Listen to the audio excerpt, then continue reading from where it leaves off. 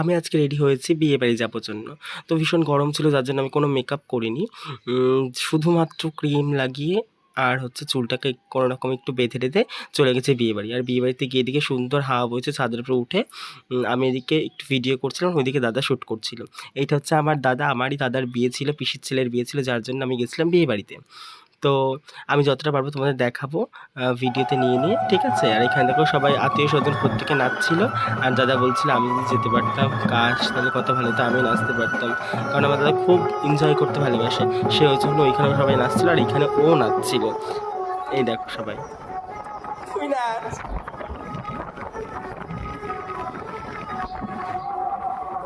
তারপর আমি একটা বৌদিকে বলি, বৌদি দাদাকে নিয়ে যাও, দাদা নাচবে। তারপর বৌদিটা দাদাকে নিয়ে চলে যায়।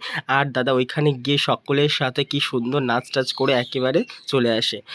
চলো দেখা হচ্ছে আরেকটা ভিডিওতে দাদার এই বিয়ের ভিডিও নিয়ে, ঠিক আছে?